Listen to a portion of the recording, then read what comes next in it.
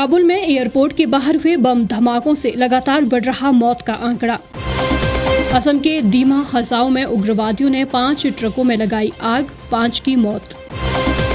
Corona के मामलों में एक बार फिर से हो रही बढ़ोतरी। कोरोना संक्रमण के मामले में केरल सबसे आगे आ रहे 30,000 से ज्यादा केस। FCI से सरकार ने खरीदा 1,31,000 क्विंटल से ज्यादा गेहूं। मक्की के अच्छे दामों के लिए भी व्यवस्था खड़ी करेगी हिमाचल सरकार। अफगानिस्तान से गुरु ग्रंथ साहिब के 3 स्वरूपों को भारत लाए जाने पर गुरुद्वारा सिंह सभा शिमला ने की विशेष अरदास। केंद्र सरकार का जताया आभार। लाए गए लोगों को भारत की नागरिकता देने की मांग। बरसात ने उत्तराखंड में मचाई तबाही। ऋषिकेश देहरादून मार्ग पर जाखन नदी पर बने पुल का हिस्सा ढहा।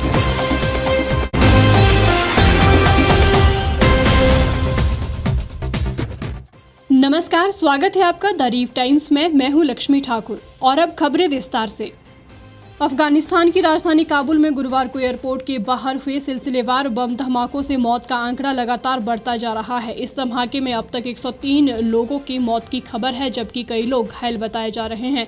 सिलसिलेवार 2 बम धमाकों और भीड़ पर कुछ बंदूकधारियों द्वारा गोलीबारी करने से 11 मरीन कमांडो व एक मेडिक समेत 12 अमेरिकी सुरक्षा कर्मियों की भी जान गई है।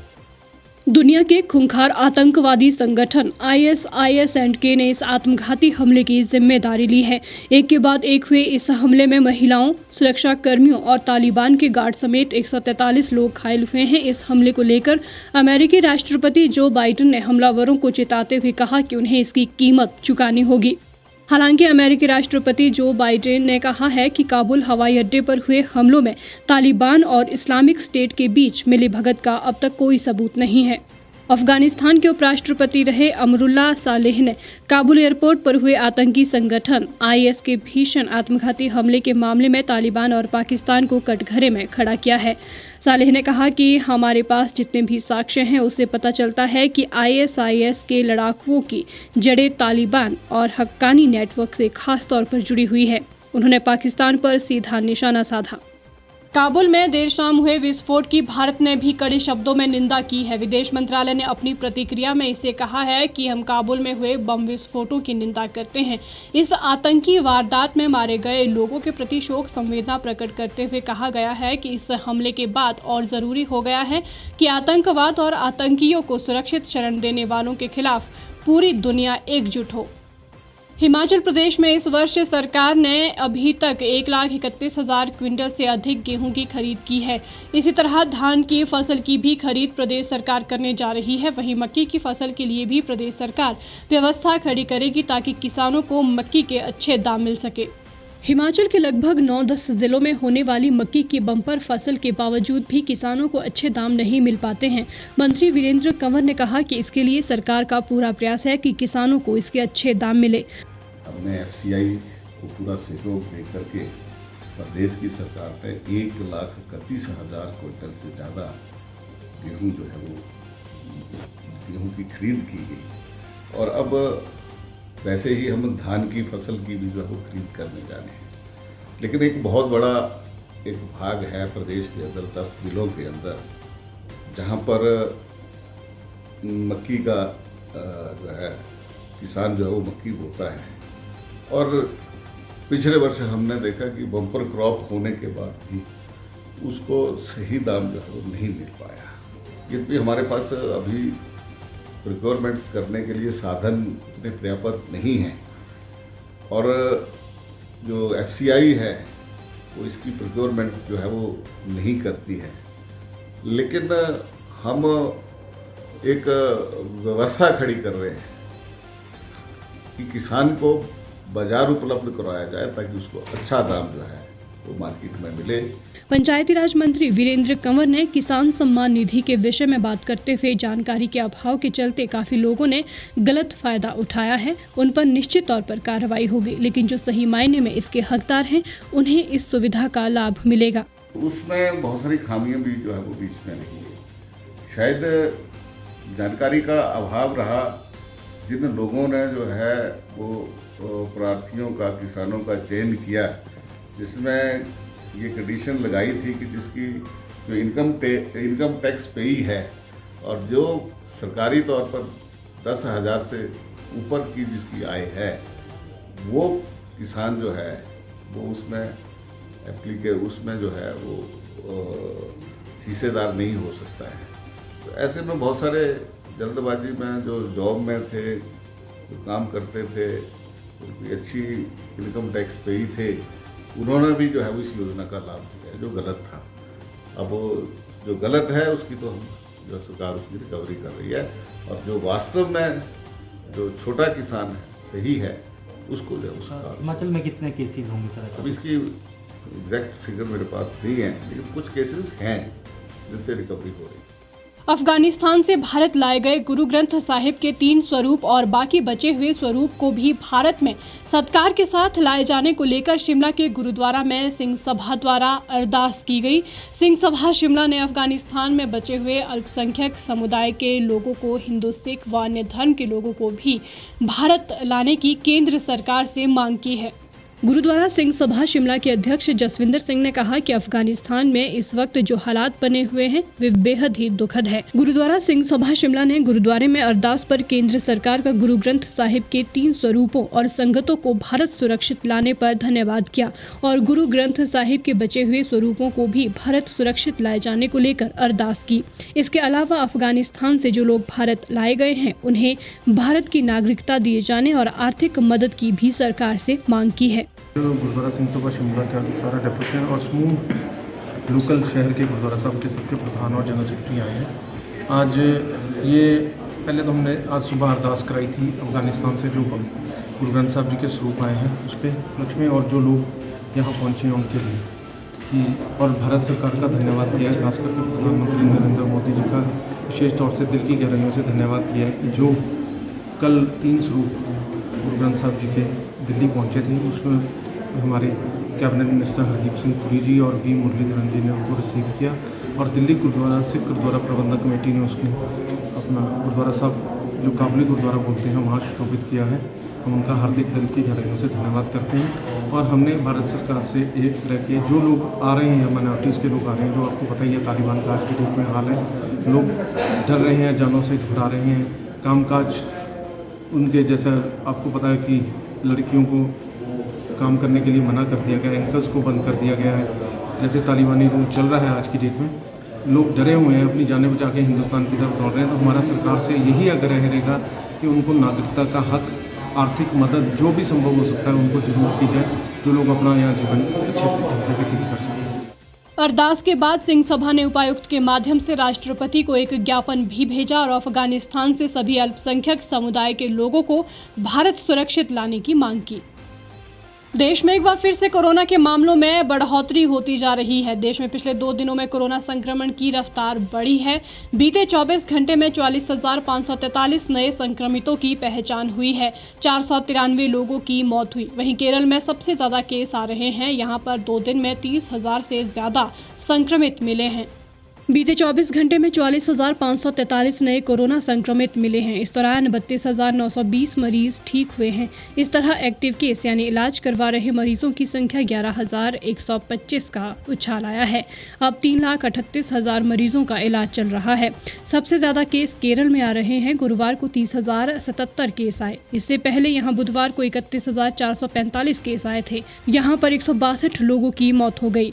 यहां अब तक 39,13,000 लोग संक्रमण की चपेट में आ चुके हैं। इनमें से 37,11,000 लोग ठीक हो चुके हैं, जबकि 20,134 लोगों की मौत हुई है। फिलहाल 1,81,000 मरीजों का उपचार चल रहा है। वहीं हिमाचल की बात करें तो यहाँ पर भी मामलों में बढ़ोतरी हो रही है।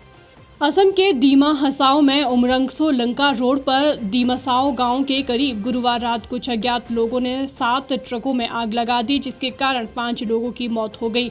पुलिस मामले की जांच कर रही है। पुलिस अधिकारी ने बताया कि इलाके में बड़े स्तर पर तलाशी अभियान शुरू किया गया है।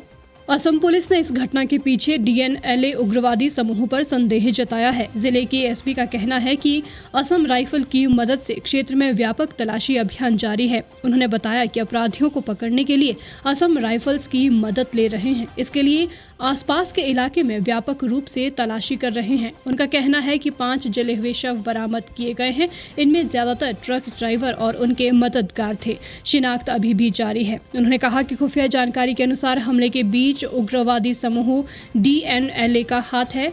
डिमासा को असम की ब्रह्मपुत्री घाटी के शुरुआती शासकों में भी गिना जाता है।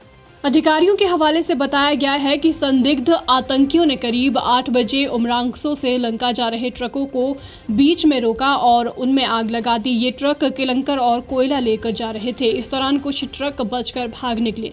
पुलिस इलाके में लगातार छानबीन कर रही है। पुलिस ने इलाके में सुरक्षा के कड़े इंतजाम कर दिए हैं और उग्रवादियों को पकड़ने के लिए ऑपरेशन की शुरुआत की गई है।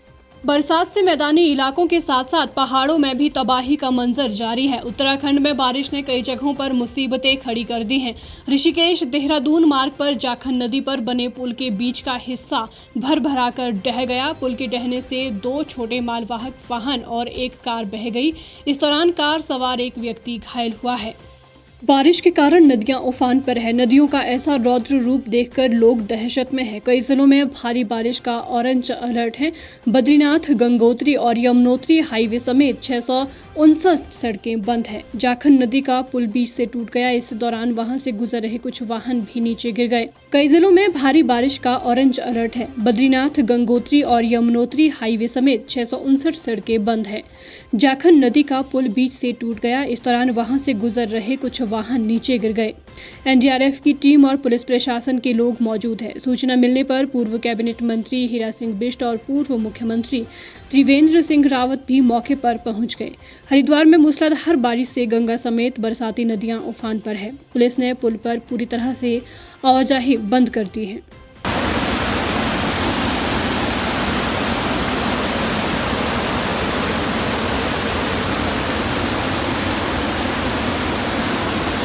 इस बुलेटिन में फिलहाल इतना ही। बाकी तमाम खबरों के लिए आप जुड़े रहिए और देखते रहिए द रीव टाइम्स।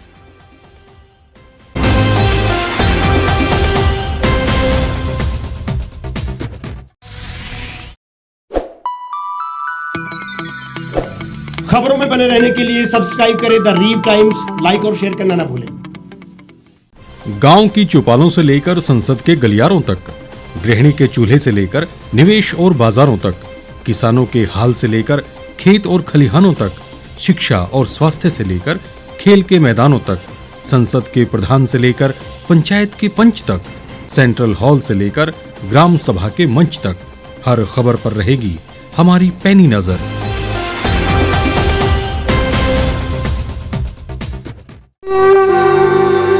भारतवर्ष, जिसे आप दशकों से सुनते आए हैं कि सोने की चिड़िया थी।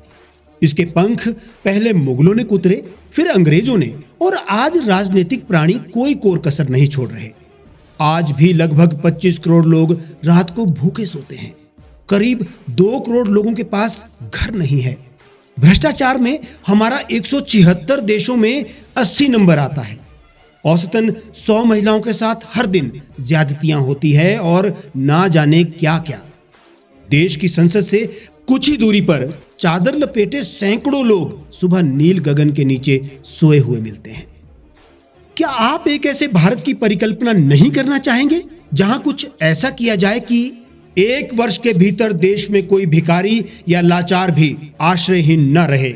लोगों को सभी सरकारी सेवाएं घर द्वार पर ही प्रदान की जाएं ताकि दफ्तर या कर्मचारी के चक्कर ना काटने पड़े। भ्रष्टाचार जड़ से समाप्त हो जाएगा। सेवा प्रदाताओं की पब्लिक रेटिंग यानी जनाकलन और तकनीक द्वारा अपराधों का शून्यकरण किया जाए। स्वास्थ्य और आधारभूत शिक्षा सभी के लिए समान गुणवत्ता के साथ निःशुल्क प्राप्त हो, और भी बहुत कुछ। यदि आप इस पवित्र राष्ट्र निर्माण यज्ञ का हिस्सा बनना चाहते हैं तो आज ही राष्ट्रीय लोक नीति पार्टी से जुड़ें। अब देश राजनीति से नहीं, लोक नीति से चलेगा। विजिट करें वेबसाइट rashtriyalokniti.org।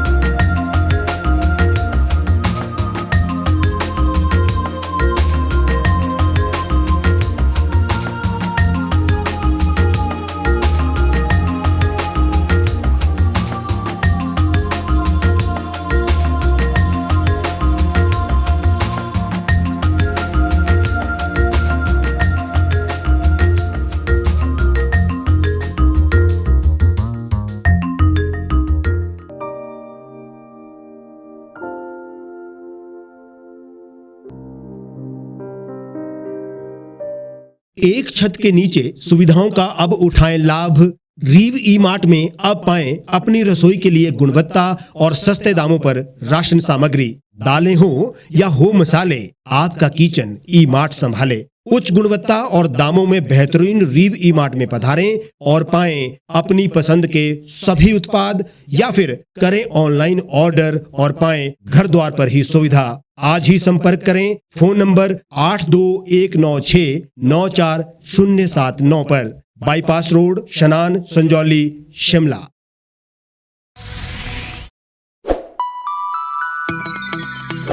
लेटेस्ट खबरों के लिए आप यूं ही देखते रहिए द रीव टाइम्स। लाइक, शेयर और सब्सक्राइब करना ना भूलें।